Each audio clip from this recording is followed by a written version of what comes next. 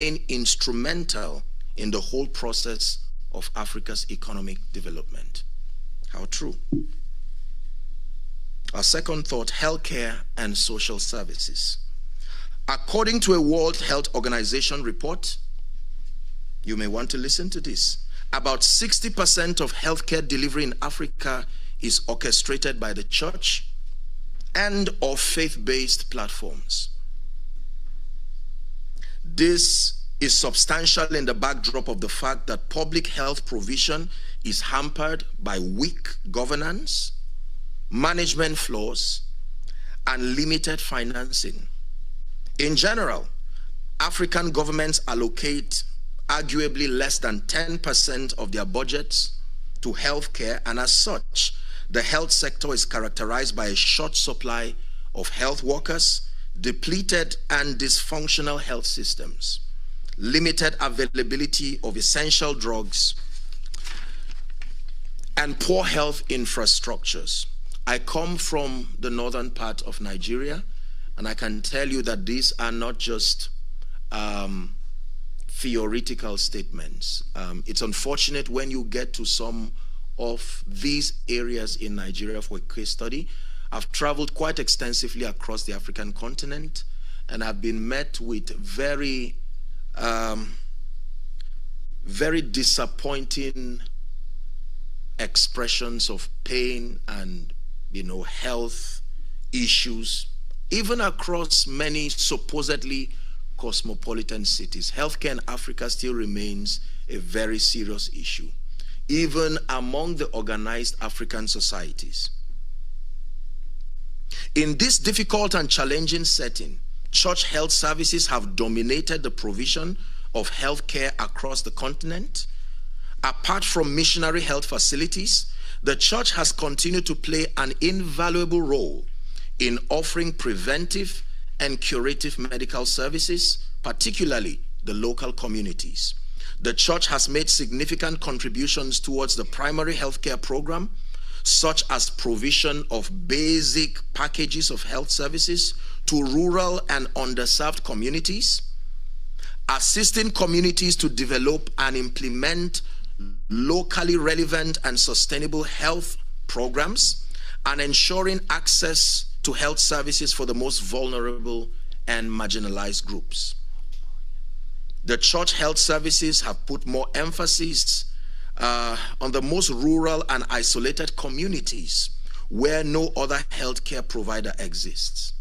In remote and poor localities which do not have roads or good road networks, and where people have to walk sometimes, and you believe this, for more than a day to reach the nearest hospital available, the church has maintained services that would easily have been abandoned by the state. This has not only served to bridge the gap in healthcare delivery, but also demonstrated the church's strong presence in uplifting the standard of such communities.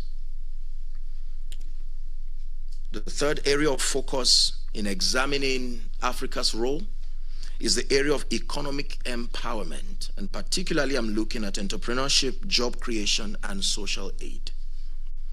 The church has increasingly engaged in Africa's economic and social development by providing various supports and value-adding economic empowerment services for the well-being of the African people. For example, the church has been involved in giving both spiritual support and material contribution to the poor, the needy, and the less privileged within their churches and communities.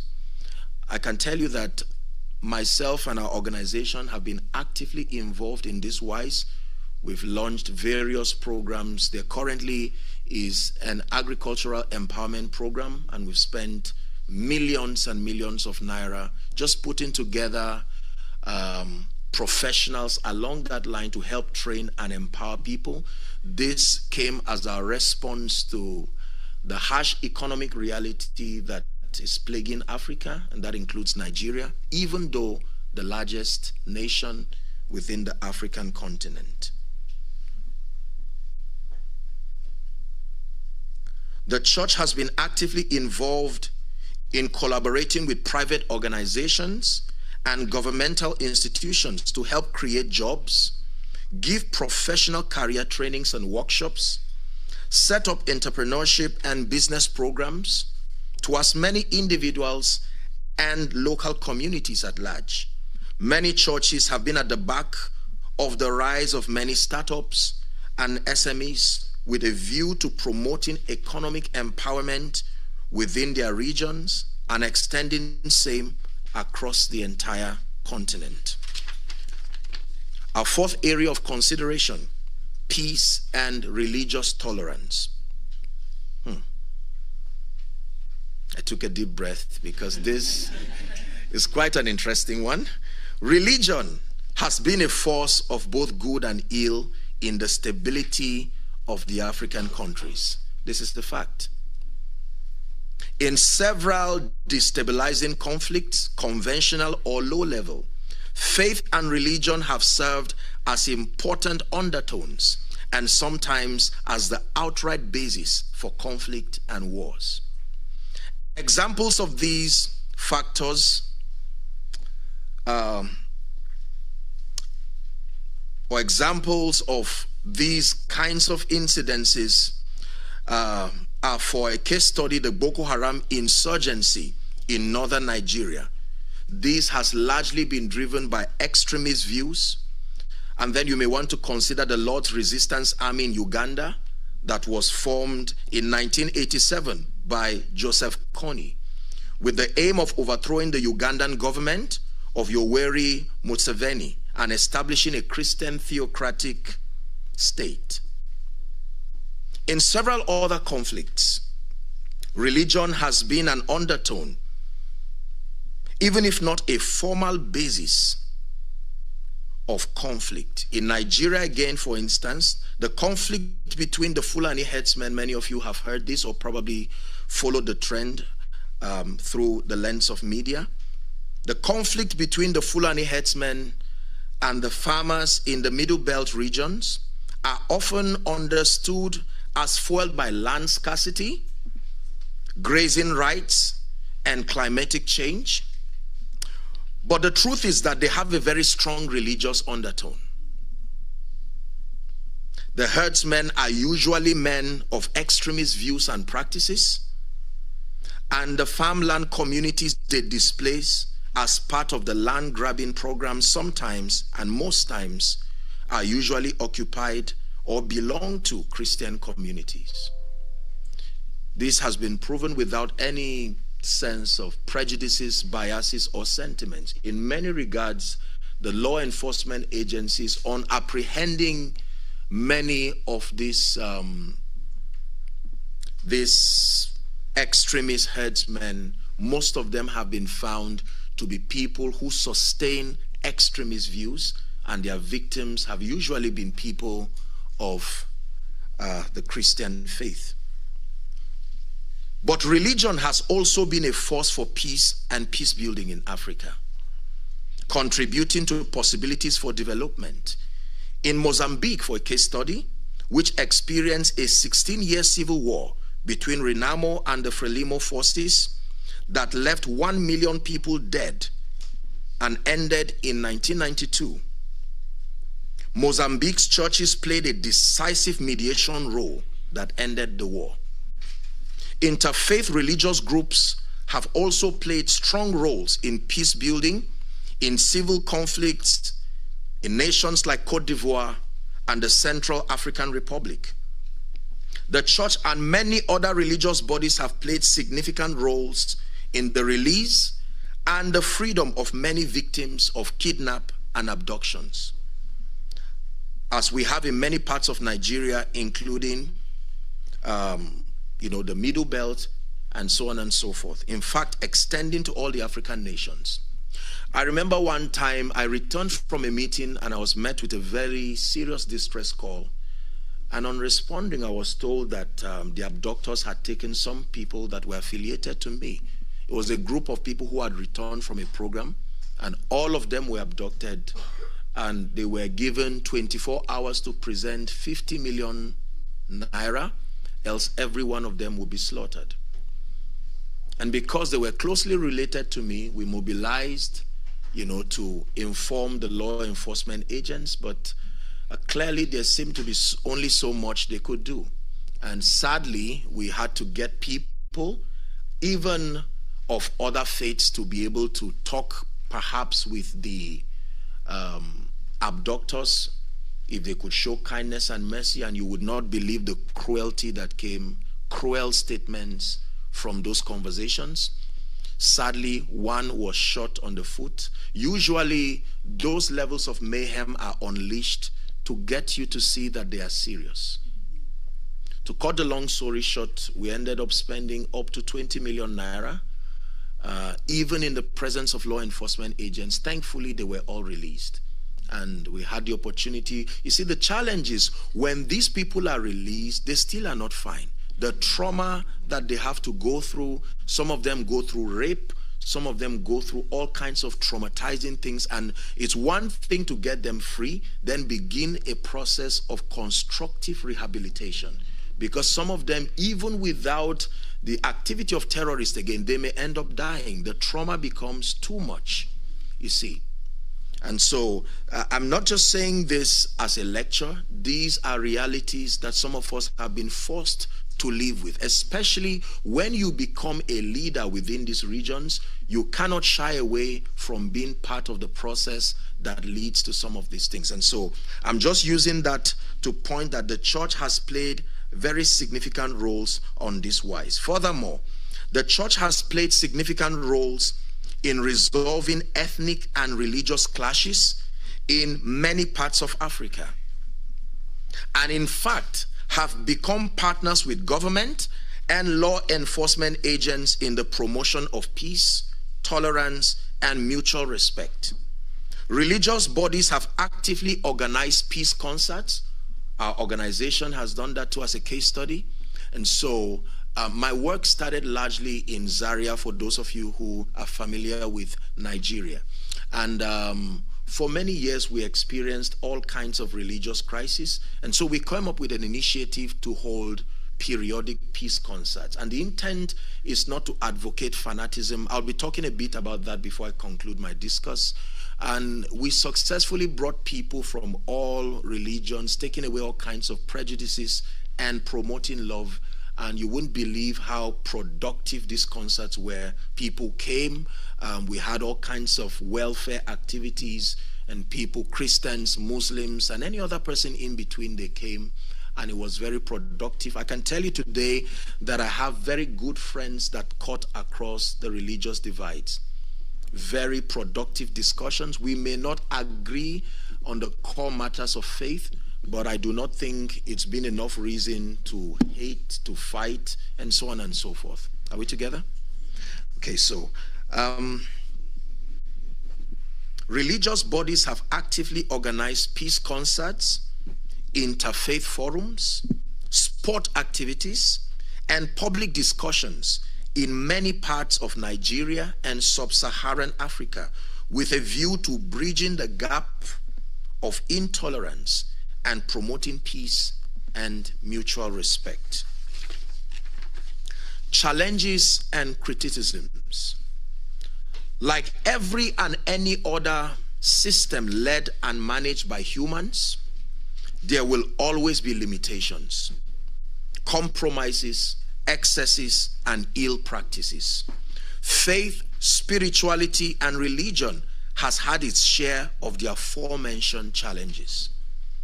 This has led to criticisms from various quarters and strong reservations as to the overall relevance and practice of faith in our contemporary society today.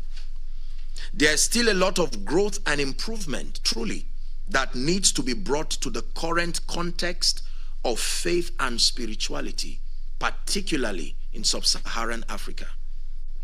Matters of neocolonialism by the religious and political elites, advocacy of laziness and irresponsibility through wrong and extremist teachings, lack of transparency and accountability in leadership, even Christian leadership, moral failures within faith-based systems, are all issues that, whether now or in the future, I presume, will have to be confronted if the relevance of faith in nation building and socio-economic development is to be preserved. My concluding thoughts. It is very clear that faith and spirituality still hold great significance in shaping the African continent as far as its future and destiny is concerned. But it is also very clear, and sadly so, still falls short of its potential. I have a very brief discussion with the head of politics at the Abuja U.S. Embassy. Subjects that we spoke about was the idea of the kinds of teachings that people become victims of the orientations that come to them. And because Africa is a very religious continent, most of the ill taught and practiced in Africa, there will have to be a growing orientation that transcends faith, spirituality, and religion from a mere advocacy of fanaticism, societal transformation and nation building, to one that will, in greater measures, spearhead the campaign for moral excellence, honor to all men. We must introduce superior policies that stimulate great growth and development while preserving the fundamental human rights of all and sundry. This way, faith and religion will remain potent forces of change, socio-economic development, and will become active in the world at large. I hope that these thoughts that I've shared with us have helped us to really see that in the midst of all the conflicts that surround faith, spirituality, and religion, that from the lens of history and from the factors that I've put before you, I think it is safe to say that faith still holds value and relevance in our contemporary society, especially sub-Saharan Africa. Thank you very much for your attention. God bless you.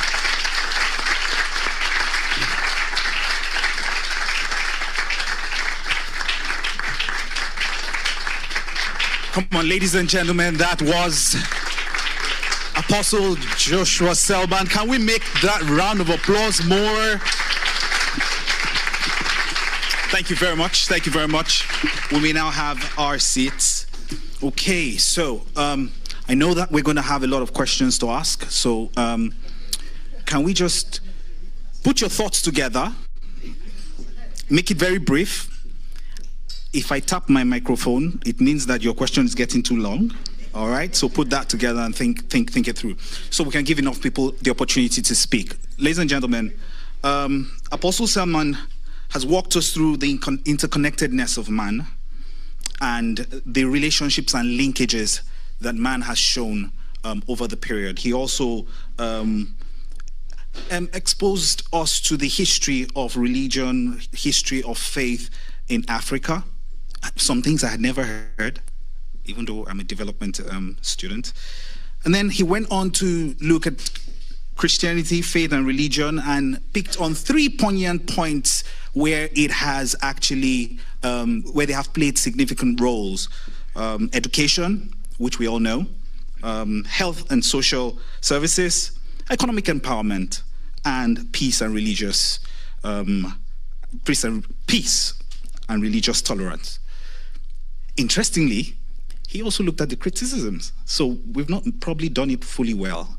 And then has encouraged each and every one of us to begin to make the right changes. Ladies and gentlemen, one more time, please put your hands for Apostle Joshua Selman.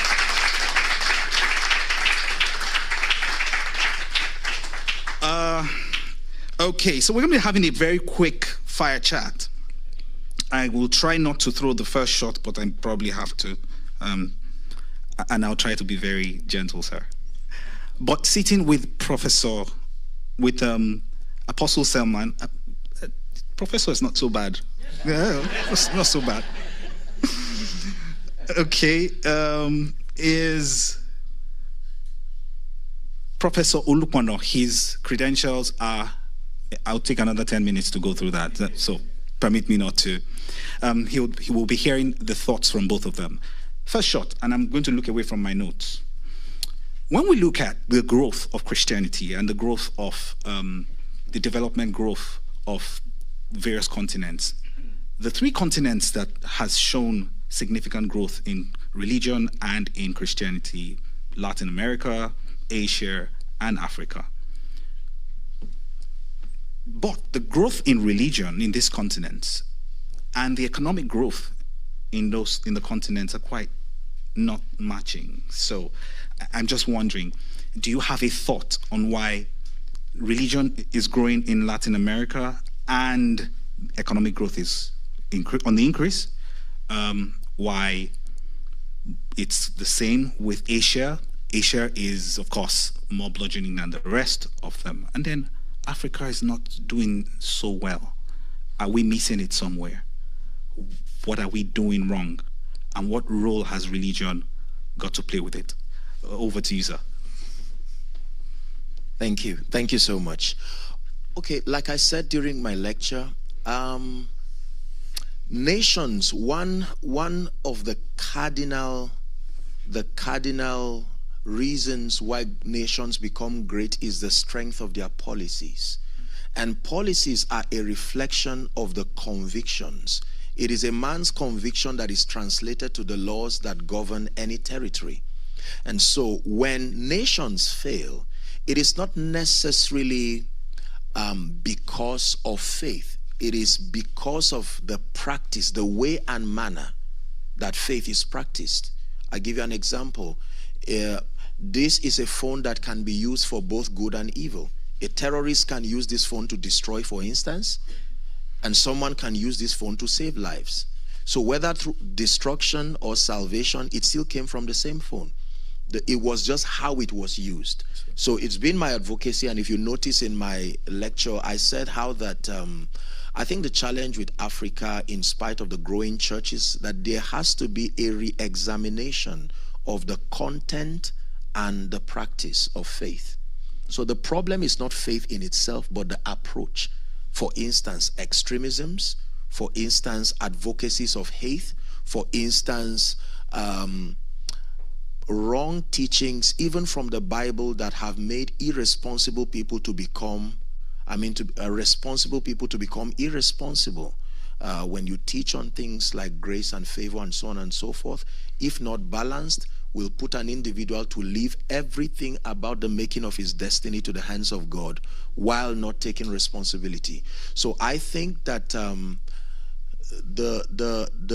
those who spearhead the faith-based platforms, of course, in addition to the leadership that is largely in Africa. So it's a leadership problem at any level, whether spiritual leadership, economic leadership, political leadership. In one word, the reason for the stuntedness, in spite of spirituality, is leadership. Thank you. Thank you very much. Professor Lukman, can we have your take too? Yeah, thank you very much, and thanks for inviting me to this forum. I just told Ruth that she's leading a revolution on campus here. She may not know it, but I think we're aware of it.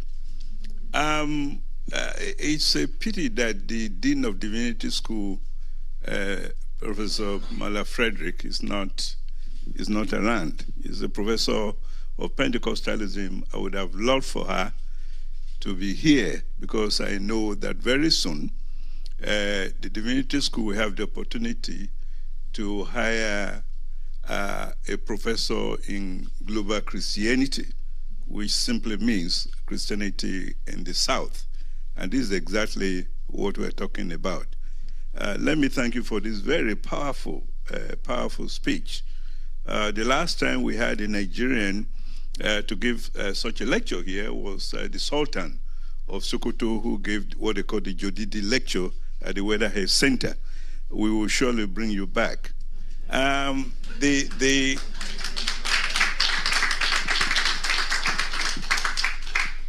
was a very interesting question that you posed to us. And I think it relates to one of the issues that the apostle mentioned, which I will repost as what we call lived religion, the praxis itself, where religion is seen, say Christianity, not just as a place where you go to worship, or even as a faith you defined, but almost like a heritage that you are born into it, and you own it, and you claim it, and you practice it. We're lacking this, and this is the root of our problem. Don't be surprised that myself and a group of people, we have taken the Anglican Church of Nigeria to court here. We've gone to court twice. It's my first time of going to court. But we have to to defend the faith, to defend Christianity, Nigerian Christianity in America, from, cash and carry Christianity.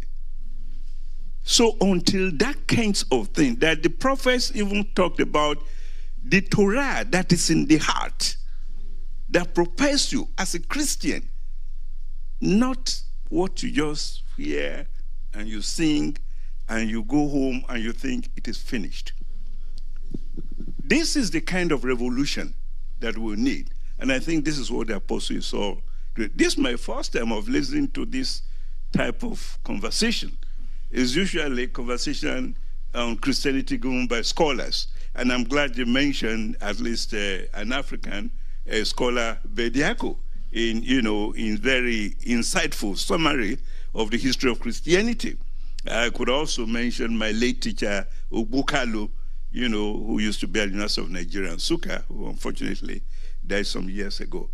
That praxis is important. And that praxis will also translate into governance. Why are the Christians taking bribes? Why are they involved in padding the budget?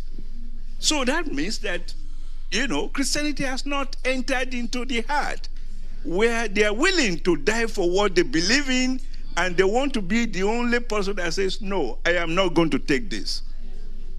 So we can go on and on. So governance is important, but governance that will make you say, I am a Christian.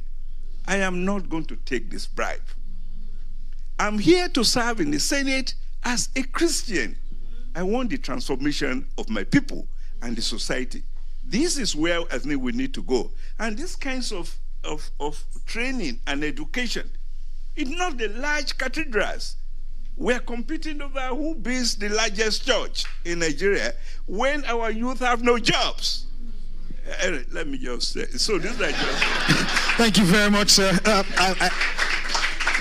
I kept tapping my mic in my head, but didn't get to do it physically. Thank you very much, sir.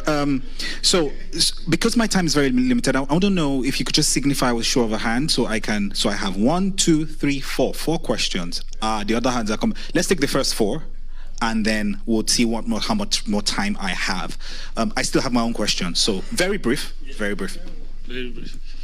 Thank you very much. I had the privilege of going to the same university as Apostle Selman, and not just the same university, but the same faculty. We both were engineering students. So, Apostle, I am just glad that you have taken this dimension to your evangelism, where you are concerned about development, and you are upfront about the fact that there are some of the things that we are not getting right with respect to religion. Growing up in southern Kaduna, from Kaduna State, I have seen a lot. The Sharia crisis you were talking about, I remember my house was burned in that crisis. That is one of the things that actually fueled me from an agric engineer to come here to the divinity school to have a degree there. I'm interested in understanding how religion can now be used as a force of good. And when I came here and I saw the number of people that we have from the diaspora, in the diaspora who are here at Harvard, I was excited that you have come. Can you please help us and talk to our people who are here in the kind of ways that we need to have synergy in order to build home? because it is important. I tell people I want to be here, but home needs me more. Please, yeah. I want a voice. I want a voice that is respected to speak to us who are here. What are the ways that we can, Okay. All right, we'll just take the 4 so that you can address the first 4 at once. So here we go. Hello. So I wanted to know, how do we get more spiritual and religious leaders to understand like their responsibility is more important than just preaching the Bible, pretty much like what you were saying, and like how do we get them to understand that it's not about building more church buildings but more church community? So building housing for members of the church. You have people that come to church and they're facing eviction, but the church is asking, oh, bring money so that we could build a new church. So how do we get them to understand? Like, you talked about it, but how do we actually make that happen? How do we get to see more leaders actually interested in this development? Okay. Thank you very much. Number 3. Hello. So my question is not actually a question. Is more or less. I want your comment on it. I mean, sorry, I was seated. I mean, if religion is based on love and love for God, and Jesus has shown us the biggest love of all. He died for our sins, and that is the biggest sacrifice that anybody could show love through. Why is it difficult for we as Africans to see ourselves or to show love to each other? Why is it difficult that our politicians, if they claim they are Christians, they are those who give massively to the church? If you go on record, they are the ones who give sure of real, but they think it's all right to sell the resources of Africa for pennies over $1 to countries who in the Bible there were, the people of Israel were always fighting. There were always conflicts on land and whatever. So meaning that it's actually biblical that every country wants to gain something. So we as Africans, if we are not protecting ourselves from what, if we are not protecting ourselves, it's actually biblical to fight for land, for resources, for their people. Do you understand? So if they giving you bribe is what will make you sell, they will do it. But we as African leaders, why are we deciding to sell our resources for people who just also want to who want something better for their own people? It's if we think love is what we stand for as Christian, we call ourselves Christian. I'm so sorry. My name is Tasha. I'm a doctor from Ghana, and I'm doing my master's here in global health. And I'm so passionate about Africa. So forgive me, I'm shaking right now because these are issues. Thank you. And we'll take the last question before we hand the microphone over to... Thank you so much for this opportunity. So my question is just straightforward. You mentioned some scholars during your lecture that talk about Christianity in Africa, and it's not about colonization and all that stuff. Do you mind just repeating those names? Because I got one down, but I missed some, because I would like to follow up on that. Thank you. Thank you very much. Apostle, over to you, sir. Thank you. So let me start with the last person. I left about 2 or 3 copies of my lecture notes behind, so you can have, yes. So that solves that. But then I think I'm really touched by.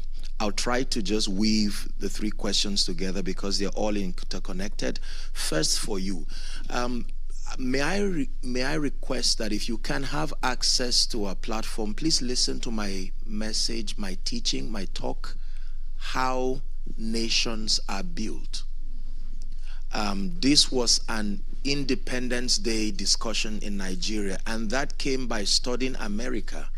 I took a study on America to know why America is America, and I came up with about 5 to 6 factors. Number one being the strength and the quality of the policies.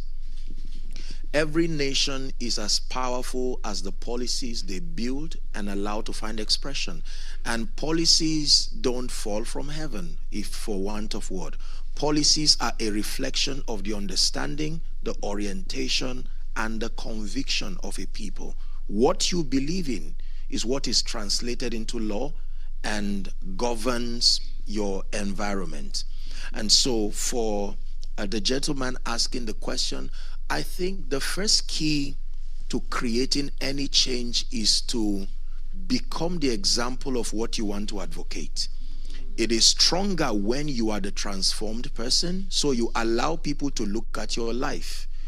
Your life becomes a vista. It becomes the clearest portrait of what you are selling. And so most times I see your being here, and for all of you who are of the African descent, I salute your love and labor and in all that you are doing here, because this for me is a representation of your commitment to making Africa better. Talking about it, whining and complaining like many do, unfortunately, will not get the job done. Yeah, so you are taking it a step further and investing in knowledge, learning, relating with.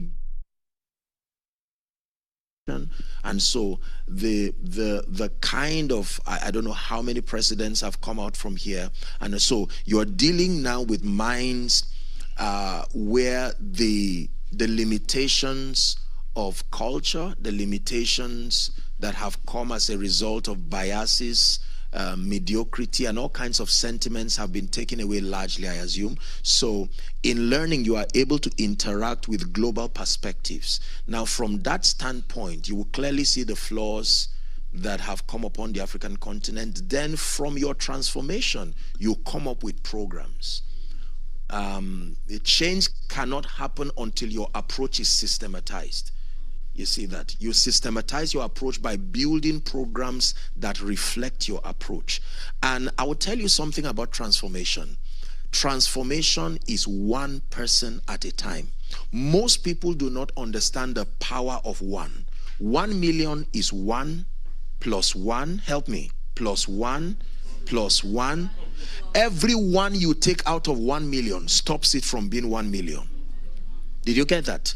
So if you say 1 is so insignificant, reduce 1 from 1 million, it can never be called 1 million again. What makes 1 million 1 million is the strength of many ones. You see that? So for every one person you change, every one person who your transformative programs affect, you are increasing the momentum for territorial transformation. I think most people, and especially those of us who are of the African descent, we are used to big things, big cars, big houses.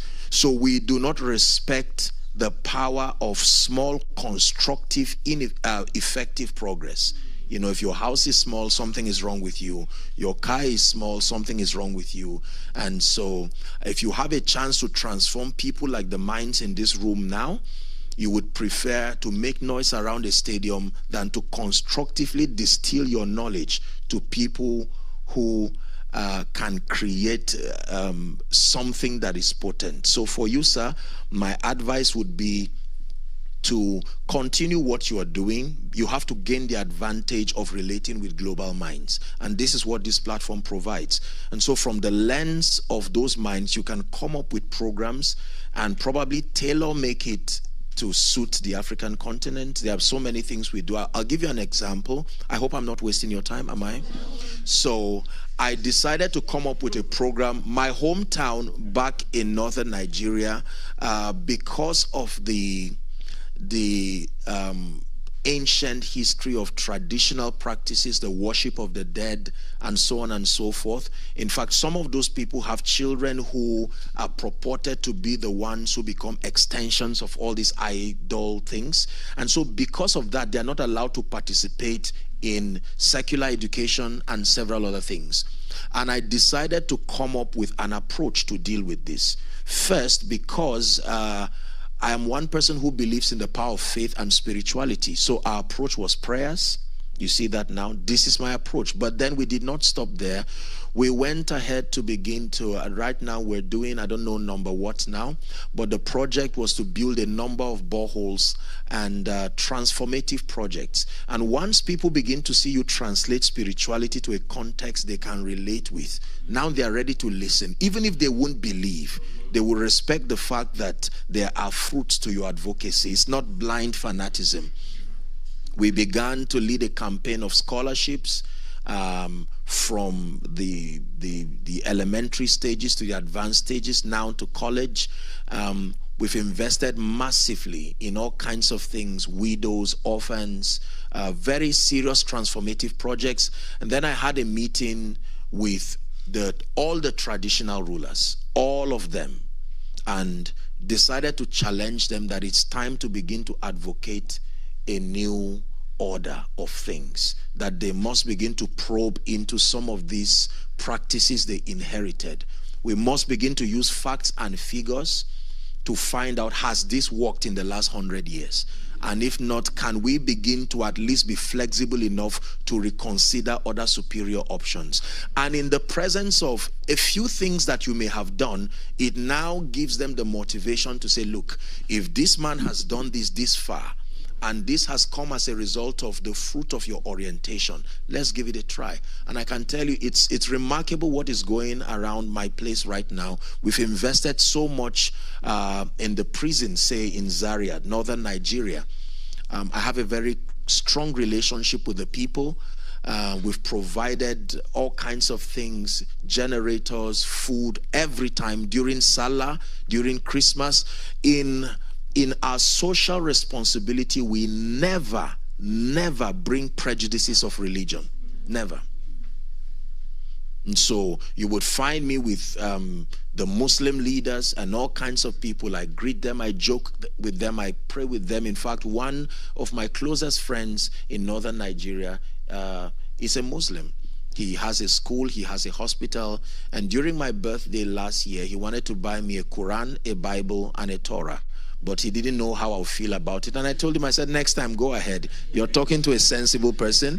Just because I'm a Christian didn't mean I threw away my reasoning. You just let me have those materials, and I'll consult them as occasion serves. So I think that we have to contend for transformation. Many people who see the need for change are not transformed enough to respond to that change. Did you get what I said? That answers the other question, my dear. And so if we are to create a debate, say, on social media, you'll be amazed at the number of unintelligent people who will be interested in responding. But it ends up as noise coming from different angles. The reason is because everything depends on transformation. You cannot change a system you are currently a victim of. You have to come out of that system mentally.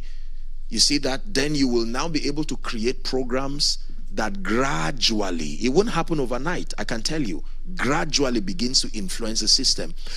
For those of you who are particular about the spread of Christianity, my apologies for just stretching a bit. I just wanted to bring perspective to what you were saying. Jesus started with 12 disciples. Am I right on that? And then, you know, the Bible and Christian writings would tell us that then 120 people, look how small they were. But look how detailed he was in instilling his mindset and helping them understand the project. And he didn't fail.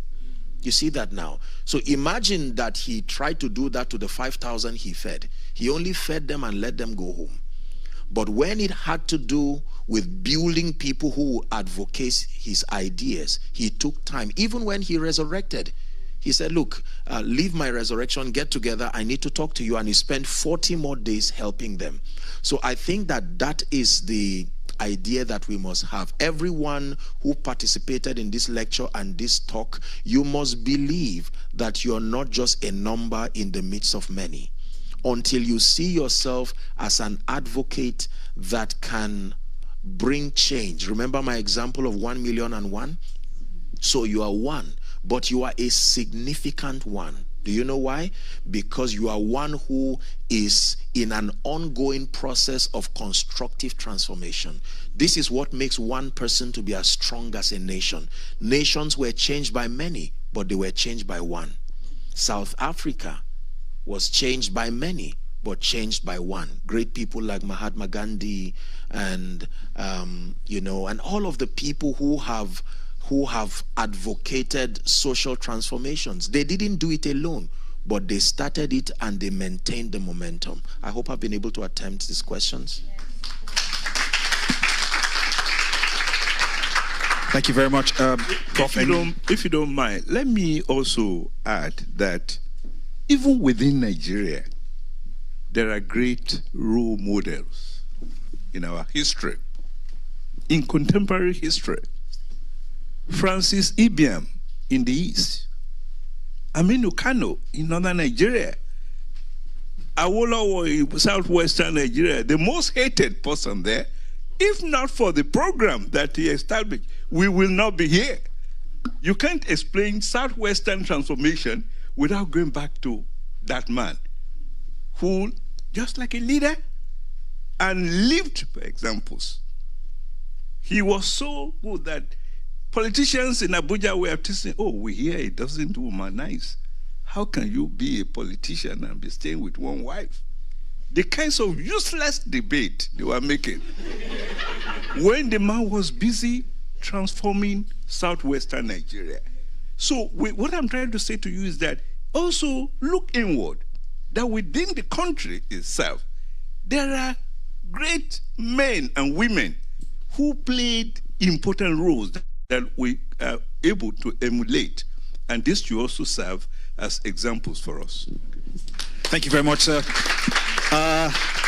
Distinguished guests, ladies and gentlemen, please, one more time, can we put our hands together for these very distinguished personalities? I didn't hear those round of applause. Thank you, thank you, thank you, thank you very much. I will crave your indulgence one more time before I leave the podium, and that is, and I know I'm going to be flogged for this, that's why I'm looking forward and not backwards. Look, she has had sleepless nights trying to put this together. I know no one is going to get the opportunity to give her a round of applause. So one more time for Professor Mrs. Okediji. Sit. No, sit.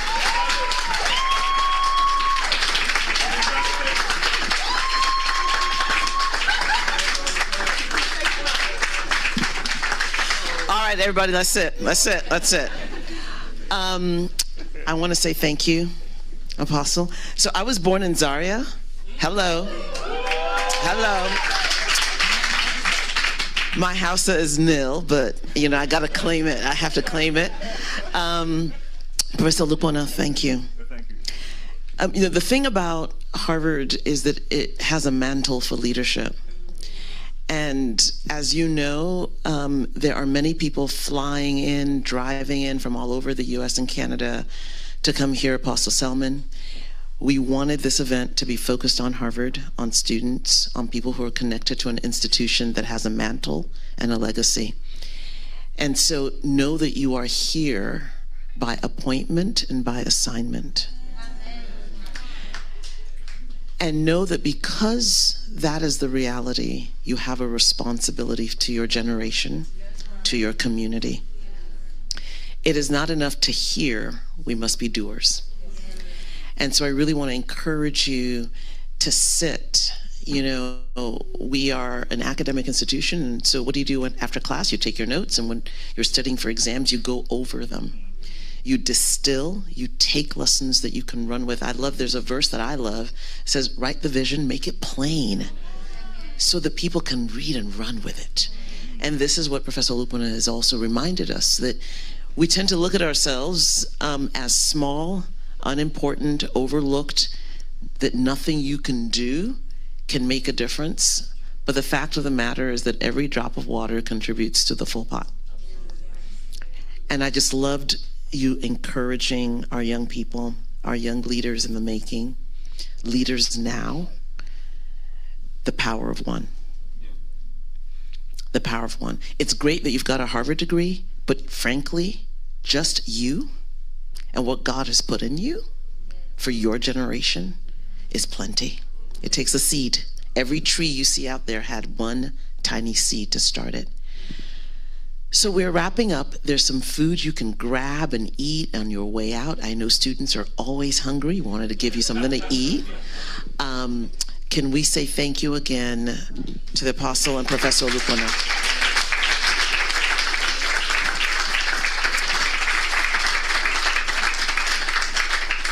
One last thing that I want to say to all of you. Everything Apostle Selman lectured on today is true about America. This is a church problem. It's a faith problem. And the same challenges that we are seeing and that Apostle Selman mentioned in the context of the Global South and Sub-Saharan Africa, we are seeing it in the U.S., in this land as well. And we don't have the time. We're going to bring him back for another lecture. But there is a global component to this call for leadership. And so as you are going about your studies and as you are thinking and praying and just yielding yourself to the gifts and the talents that you have, remember that as you begin here, that there are nations that are going to be affected by the power of one, and that one may just be you. Thank you for being with us today.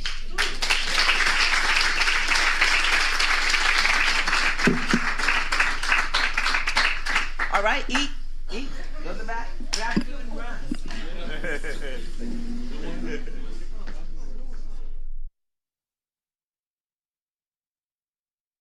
Recording stopped.